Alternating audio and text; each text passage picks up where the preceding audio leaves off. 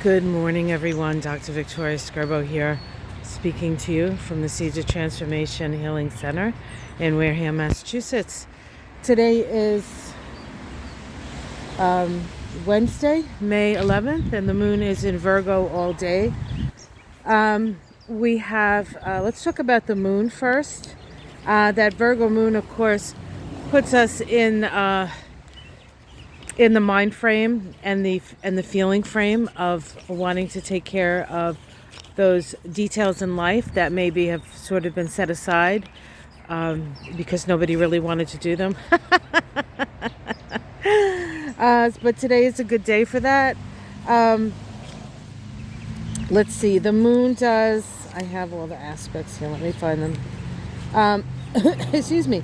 The moon does make an opposition to Mars in Pisces. This oppositions bring awareness.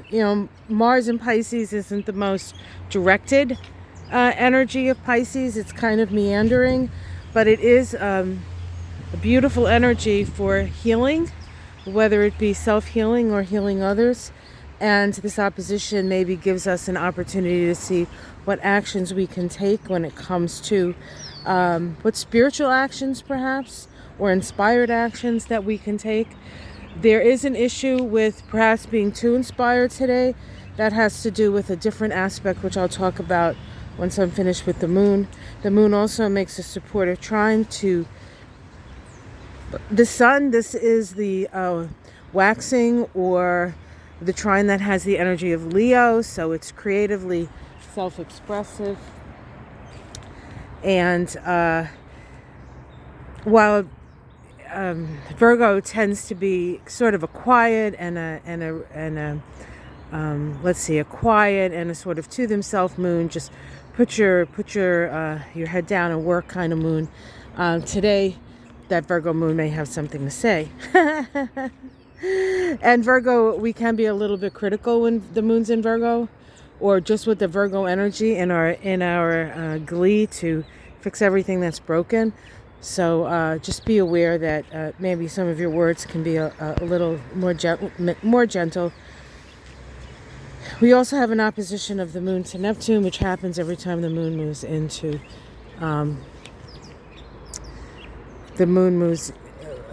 Virgo, because of Neptune being in Pisces for so long. Now, all that being said, there is another aspect that is a long-term aspect that coming to exactitude today, and it's actually the first of three, but the aspect is what some consider a minor aspect, a semi-square at a 45-degree angle between two planets. It's generally an energy of moving out to moving in. There's this energy, this semi-square is the expansive energy of the last quarter moon, or the last quarter phase, moving into the more introspective energy of the balsamic phase. The two planets that are in this relationship today are Jupiter and Uranus. Jupiter and Uranus have been in a cycle going back to 2010 and 2011. In 2010 and 11, we had three exact conjunctions between Jupiter and Uranus. The first one was in the first degree of Aries. Remember, Jupiter just moved into Aries yesterday, so that first degree of Aries is really, really activated. And the next two were in, 28 and 29 degrees of Pisces. So that particular synodic cycle, which began in 2010, 2011, was a cycle associated with the expansion of our consciousness. Both Uranus and Jupiter are expansive principles. And as I said yesterday, when I was talking about Jupiter in Aries, and the last time Jupiter was in Aries, it moved into Aries in 2010 with a conjunction to the Sun and a conjunction to Uranus. So I talked about that yesterday, and how we have been sort of in the last 12 years blown open, literally, energetically, psychically,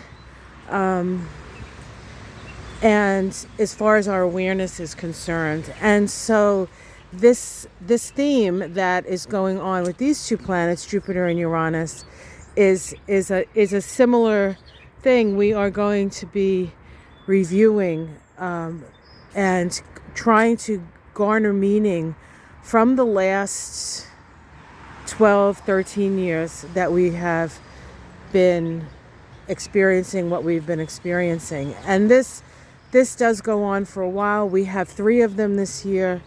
One of them we have the one today, we have one in September 28th, and then one December 23rd. So this is one of those aspects that's happening all year. And we have to remember right around October, just to add a little bit of pep to already peppy situation. At the end of October, Jupiter and Uranus are going to get within a degree of exactitude, or a minute of exact, very, very close to exact, but not exactly exact. In that square that pretty much was a reflection of 2021, that crisis in consciousness, breaking free, not trusting authority, all of that stuff. And that's going to sort of come to a fruition right around the time of the midterm elections. So these midterm elections, as we have been becoming more and more aware of as the days go by, are going to be even more important than perhaps we thought. So there is a fight ahead. There's a revolution ahead. And what we need to do with this semi-square between these two consciousness expanding planets is that we have to, at this point in the cycle, it's not about starting things necessarily. It's more about understanding things and coming to an understanding, so that when the time comes for these two planets to come back together, we'll have a new understanding and a new cycle. But this really is about extracting meaning from the last 12 years or so. So it's a time of really looking within. And then as we extract meaning, as we come to an understanding of what we've experienced, it's also time to let go of any resentments, let go of any regrets, and start to live your life more fully, instead of worrying about what shoulda, coulda, and would have been. All right, guys, have yourself a wonderful day.